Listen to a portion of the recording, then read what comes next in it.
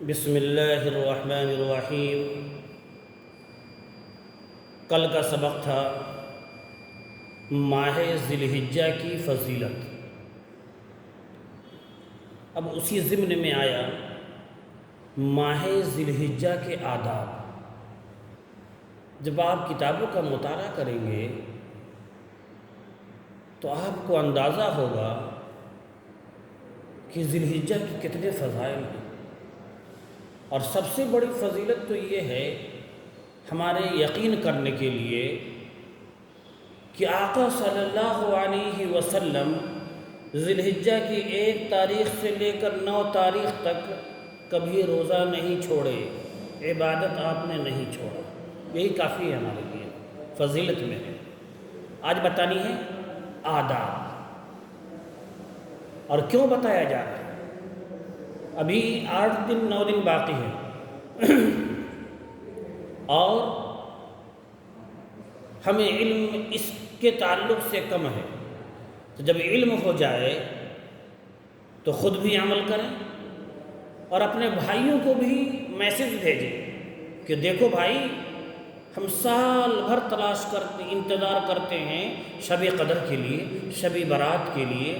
دیکھیں کتنی فضیلت کی بات معلوم ہوئی ہے، مسلمانوں کو اللہ نے کتنی بڑی نعمت سے نوازا ہے۔ تو بہرکیف آداب ذی الحجہ کا مہینہ، ذی الحجہ کا مہینہ شروع ہونے کے بعد مستحب ہے آدمی نہ سر منڈائے، نہ بال کتروائے، نہ ناخن ترشوائے، خصوصاً جس کو قربانی کرنی ہو اس کے لیے اور زیادہ تاکید ہے۔ یعنی آپ 1 سے پہلے یا 10 کے بعد یہ اہتمام کیجیے۔ کیوں؟ میرے آقا نے فرمایا، چونکہ یہ حکم نبی پاک صلی اللہ علیہ وسلم سے منقول ہے، اس واسطے اس عمل کو مستحب قرار دے دیا، اور خاص کر قربانی کرنے والے شخص کے لیے اور تمام لوگوں کے لیے۔ کیوں؟ ایک تو آقا صلی اللہ علیہ وسلم کی زبان سے نکلی ہوئی بات ہے، دوسری بات آقا نے خود فرمایا ہم پر اور ان لوگوں پر جو بیت اللہ کے پاس حاضر نہیں ہیں، اللہ تعالیٰ کے کرم کے متوجہ فرمانے اور ان کی رحمت جو نازل ہوتی ہے وہاں اسی کی مشابہت اختیار کرتے ہیں، کہ ہمیں بھی اللہ تبارک و تعالی حاجیوں کی مشابہت اختیار کرنے کی وجہ سے جو کرم ہو رہا ہے، رحمتیں نازل ہو رہی ہے، تو ہم تمام پر بھی رحمتیں نازل ہو، کیونکہ ہم نے بھی ان کی مشابہت اختیار کی ہے۔ میرے آقا نے یہ فرمایا۔ اس لیے میرے بھائیوں، سر کا بال، ناخن، یہ سب 1 سے پہلے کٹا لیں گے۔ بہت سارے احباب سوال کرتے ہیں داڑھی بنا سکتے ہیں کہ نہیں بنا سکتے۔ میرے بھائی، آپ آقا کے غلام ہیں،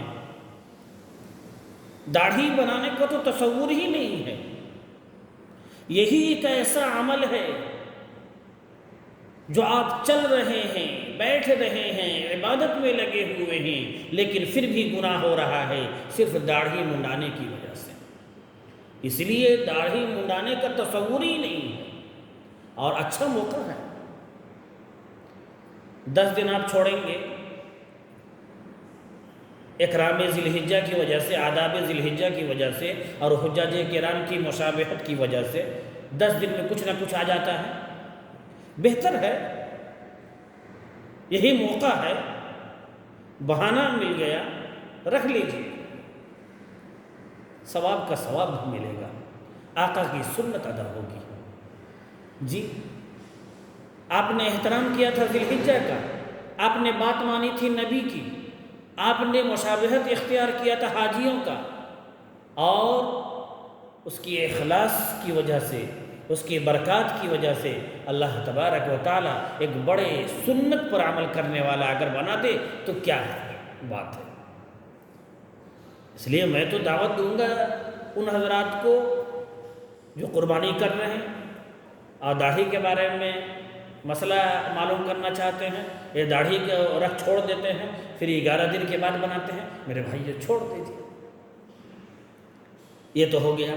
اب اسی طریقے سے یہ دونوں تو ذکر ہے، اب بغل کے بعد زیر ناف، اعلیٰ بات تو یہ ہے کہ ہر ہفتے 15 دن کے بعد 20 دن کے بعد اس کو صاف کر لیا کیجیے،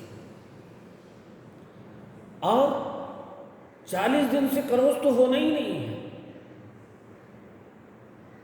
اس میں غفلت ذرہ برابر نہ برتا کریں۔